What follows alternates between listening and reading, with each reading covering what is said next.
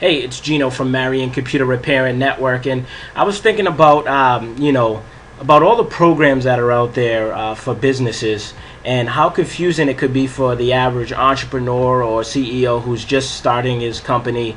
Maybe it's just him, maybe it's him and a few people, 5 people, 10 people, and you're gonna get swamped basically with all of the different programs and all of the different options that you have out there to pretty much manage your company digitally, or to bring your company into the information age. I mean, because we actually are in the information age.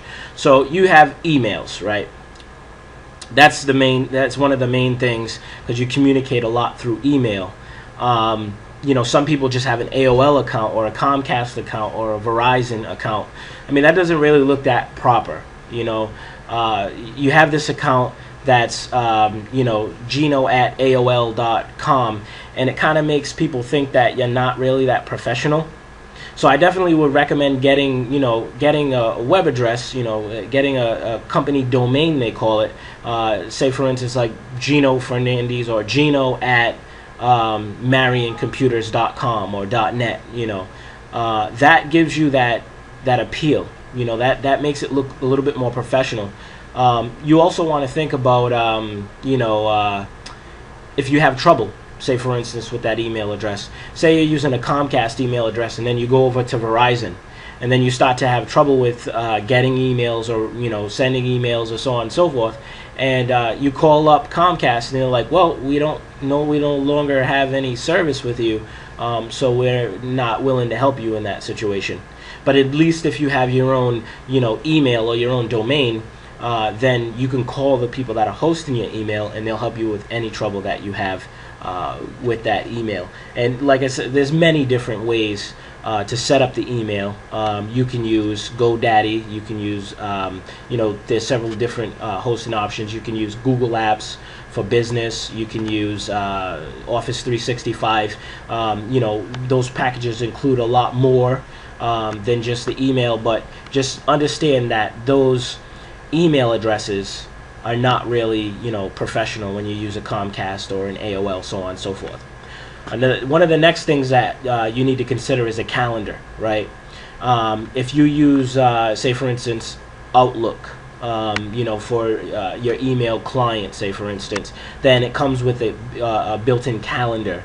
The calendar is excellent, because you want to start putting all of your appointments in that calendar, and have it send you reminders when you need to go, where you need to go. With that helps out tremendously. They're built into Office 365, built into Google Apps, in several different programs. So it also will give you the ability to share that calendar with other employees if need be. And I also have my calendar set up where if I wanted to send a copy of my calendar to a client, they won't be able to see the actual jobs that I have to go on, but they'll be able to see the times that I'm busy. So that way they could just look through that month of the calendar and say, okay, well, I choose this time, I choose that time. And that ends up being convenient for me as well. Another thing, too, that you have to be concerned with is file sharing. Now, in the past, file sharing usually was done with just a server. Now, I'm not trying to say that a server is no longer needed. A server can be definitely a viable, solution in a lot of situations. So you definitely want to have, a business technologist, evaluate your situation to help you decide whether or not if you need, a server. But there are other cloud options. There's Dropbox, say for instance, which I recommend almost everybody to start off with Dropbox. The only problem with Dropbox is that I see, actually there's a couple things that you got to be wary of, but the main thing is that Dropbox is not as secure as they say they are. Reason being, they won't sign a business associate agreement with you saying that they're going to protect your data, and without that, that pretty much doesn't speak very well for them in the protection and the privacy of your data. But if you're not storing information that is critical, well, I wouldn't say critical, but if you're not storing information that is will say personal information of Massachusetts residents or whatever state you're in, and you don't have any regulations or compliance that you have to follow to protect that data. Say, for instance, you're a healthcare provider or in finance, in insurance, or maybe a lawyer or CPA, so on and so forth. If you're just like, say, a construction company, or maybe any kind of company that doesn't have regulations behind the data, then that's perfect. Dropbox will allow you to basically sync up all of your files between all of your devices. If you're by yourself, then that's great. If you have other employees, then you can use the same account for multiple employees as long as there's no file sharing restrictions. If you need more accounts, or if you need file sharing restrictions, then they do have a they have a Dropbox for Business option that gives you more options. It is kind of expensive compared to Google apps for business. I think that Google Apps for Business is more robust, and it's actually cheaper. They give you more options than than Dropbox does. So you might want to consider that as well. But that's pretty much all that needs to be really said with that. Besides the fact that when you're using a cloud-based solution opposed to a server, for instance, it automatically backs up, automatically syncs with other devices, so it saves you money on backup and disaster recovery options. The next thing that I want to talk about is a CRM. And I say CRM to people. Do you have a CRM? And they say, what's a CRM? If you're in business, that's very important. Let's compare a CRM to a Rolodex or something of that nature, or maybe an Excel document that has all of your contacts in there for business. Well, the CRM basically is a customer relationship management program, and you can put all of your customers' information in there, whether they're prospects, people that you want to become customers, or current customers, and you can associate some notes with that, and when you need to call them, when you need to email them, and it kind of keeps things on the up and up as far as the relationship is concerned. If you're dealing with hundreds or thousands of people, then this is a database that will keep track of all of the touches and all of the times that the communication and what was communicated and so on and so forth. So you definitely want a customer relationship management program. I recommend for people who are just starting out, to use a program called Highrise HQ. There's many of them. There's ACT, which is made by a company called Sage. There's another one called Salesforce. I think that's too robust, especially for somebody who's just starting out. But say, if you've been in business for a while and you have several salespeople, or several people who are making those touches, then you might want to use something a little bit more robust. But for beginners, definitely Highrise HQ. Project collaboration would be the next one that I want to talk about. Now, a lot of businesses, they just, say retail, for instance, they just, transactions quick in and out. And for that, I like to use QuickBooks Point of Sale. It's really easy to keep track of all of your, purchases and so on and so forth. But some companies actually have projects that they work on, like big projects that take days or maybe even weeks to complete. And they have teams working on those projects. So you want to have some software that will help you with project collaboration, right? And what I recommend for people who are just starting out is Basecamp. You have 2 or 3, maybe 5 people in your organization that are involved in keeping this project going. And you want to have deadlines. You want to have a calendar where you can share basically those deadline dates. You want to basically know what's going on, who's working on what, and make sure everything's moving along. So I definitely recommend that. When we were heavily using servers, we would use a program called SharePoint for something like that collaboration. It's necessary. I mean, if you're working on projects, you don't want to have everybody writing stuff on paper, making phone calls, and because what happens is everybody knows plan A, but then people are working on a plan B, and everybody's plan B is different, and that gets really confusing. So if plan A doesn't work, then you usually have 3 or 4 plan Bs, and it's like, or for instance, I tell Tom, Tom tells Jane, Jane tells Bob, right? And then by the time Bob hears it, it's a little bit different than what I said originally. Well, if we have it all in the cloud and we have it all available to us 24/7, then it's just a matter of logging on. Now, you want these things. You want your email, your calendar, your file sharing, your CRM, and the things that I'm talking about, going to talk about, a little bit later, to be actually, like I said, in the cloud, if possible, or you want to be able to access this information on all of your devices, whether it's a laptop, desktop,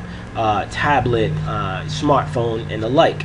The reason being is because you might, so for instance, say you're in laid back mode and you're using your phone, you want to be able to access those files and look at them and maybe edit them. Say, you're on your tablet, immediate consumption, you might want to, go over some stuff and internalize it again. If you're on your laptop, lean forward mode, you might want to just get in there and edit. You might be in an area where there's nothing else to do. You just break out your laptop and then you can go ahead and continue to work on what you have to work on. Another thing is video conferencing. You definitely want to be able to stay in contact with the people who you're working with, right? Whether it's customers or people on your team. And sometimes those meetings are inconvenient. Sometimes it's like, well, let's try for Monday. We'll meet in the office at 12 o'clock, for instance. And then somebody will say, oh, I'm busy on Monday. Then, all right, let's try Tuesday. And the next person says, oh, I'm busy on Tuesday. Well, it's a lot easier if people are outside of the office. And then again, people are starting to work more remotely now. So, somebody might be, on vacation while another person is over, at home, and then another person is in the office, and another person is at McDonald's.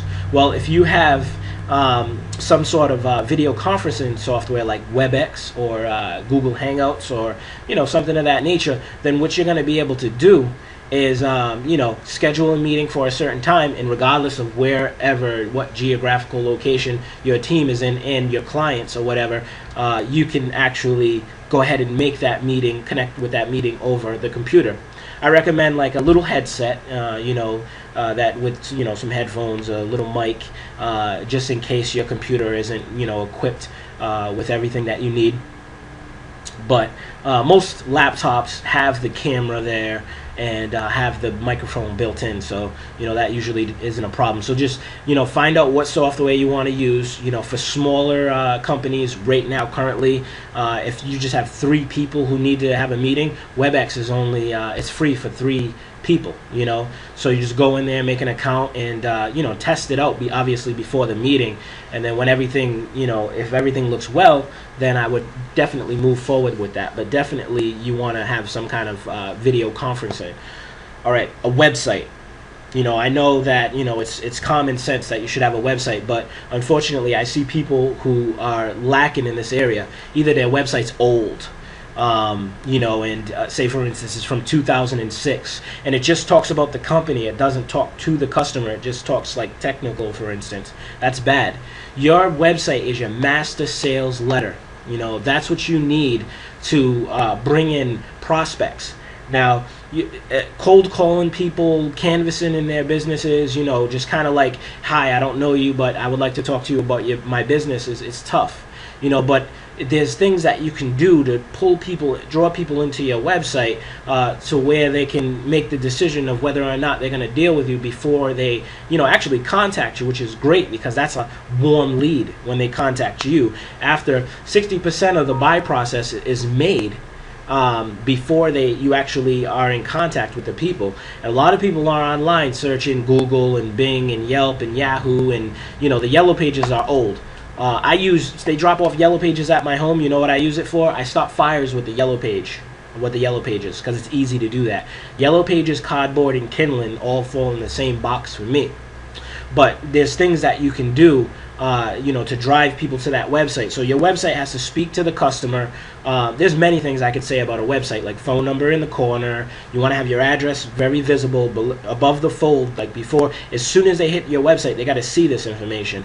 Your address, who you're serving. It has to speak to them. Maybe even something to capture their information, like their name and their email address. That's really all you need, and so on and so forth. But You want to definitely make sure that your website is up to date. Now, you can make a website, right? But if it's not made properly with search engine optimization, they call it, and if you don't have, say, for instance, Google AdWords or maybe a Facebook campaign drawing those people into your website, then you're not going to get people, you're not going to get people viewing your website enough to actually have to generate leads and have them just call you out of the blue. Like I have customers who call me and say, hey, I'm considering, hiring an IT support company. I seen you online and I was wondering if you had some time to speak with me. And that's exactly what your website should be doing. It should be pulling in prospects, and it works 24/7. So a proper website is like having maybe not a salesperson, or it is a sales letter, but it's marketing. It's preparing that customer to speak to a salesperson, and then you have to have your sales in proper order for that too. So that's website, and definitely internet marketing. You want to make sure that you're driving leads to that, and make sure you have your website on all your business cards. Still have digital media.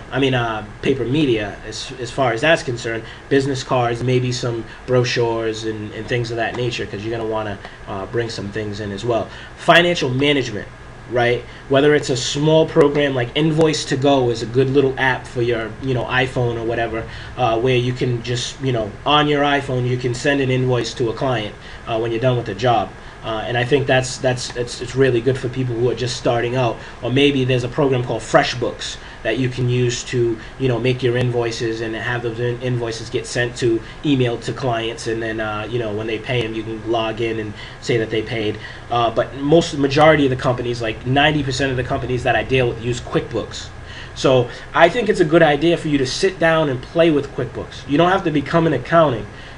Actually QuickBooks came out to, I wouldn't say take the place of an accounting, but to make the job easier for the accounting to do the bookkeeping. You definitely need to do bookkeeping. You need to accounts receivable, accounts payable, and so on and so forth. So you need to have some kind of financial management software. And I say basically, if you don't start off with QuickBooks, you can start off, like I said, FreshBooks, or maybe like a small Invoice to Go or something like that. But eventually you're going to work your way into QuickBooks because it's robust enough to handle what you need. And QuickBooks actually has different types of packages for each industry too. So you can probably get something if you're a construction company right there. If you're professional services right there, it's kind of geared towards what you do. So you definitely want to, like I said, have financial management in place so you can view all your statements, your balance sheets, your income statements, your cash flow statements, and also you'll be able to keep track of who owes you money and who you got to pay, and at the end of the year, it will be a lot easier for you to do your taxes because you'll have everything already inputted and pop it right out with those reports. Voice over IP. The old PBX systems or the old phone systems, they're a thing in the past. Okay, voice over IP basically just means that your phone is connected to a box that's connected to the internet, and that's how we make phone calls. This is where the future is going. It's actually now, but this is where everybody's slowly getting there. RingCentral is a good company to use for that. If you're a really small office, if you have like 5 people or less, then UMA, and basically what that's used for is to allow you to call within your organization if there's separate, if everybody's in separate offices, or maybe if somebody calls your organization, you might have a group ring where it kind of like rings across multiple phones and cell phones, and you'll be able to transfer the phone calls and so on and so forth, just like a PBX system. If say somebody leaves a message, then you'll get an email basically saying you just received a message. You'll be able to listen to the email, in the message, email message. You click on it, it's like a WAV file, and you can listen to it. You can save those messages, and there's just so much more things you can do, like conference calls and so on and so forth. And so that's voice over IP.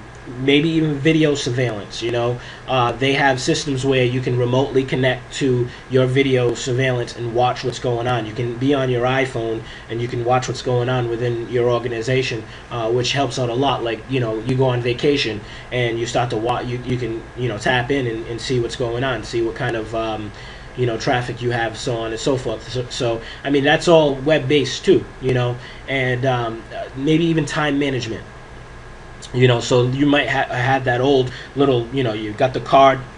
I would say time clock management. You got the card, you put that in a machine, bang, and then it gives a timestamp, and that's how you keep track of, when your employees come in and out. Maybe they go on to lunch, and it's just so much with that. But as your organization gets bigger, then you're gonna want to have some kind of time management, and that way you can kind of like log in the computer, see who's in, see who's at work, see who's not, see what hours each person has currently, and it just makes it all digital. And it makes it easier for you to understand. You can export that stuff into PDFs. I like to use Time Clock Plus in that situation. But there's a lot of different programs. So I could keep going on and on and on and on, right? But this is basically making your helping to make your company more digital. To automate things. This is using software and hardware to make, tasks that usually are mundane a lot easier.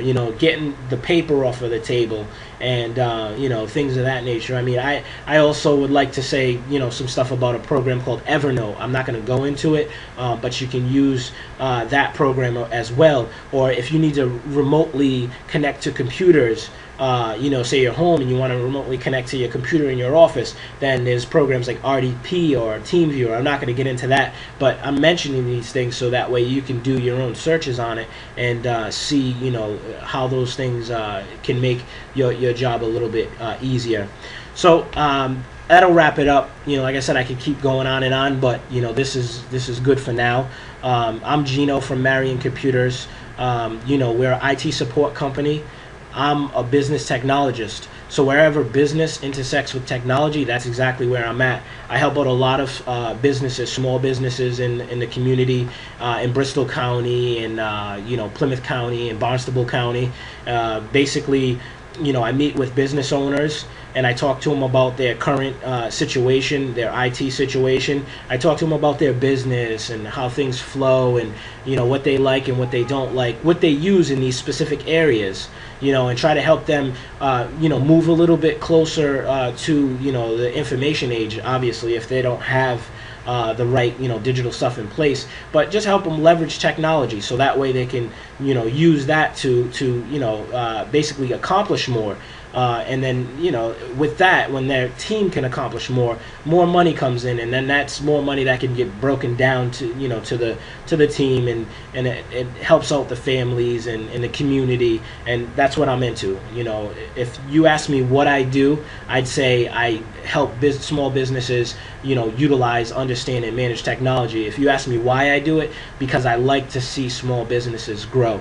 Then again, I'm Gino Fernandes from Marion Computer Repair and Technology, where we're leveraging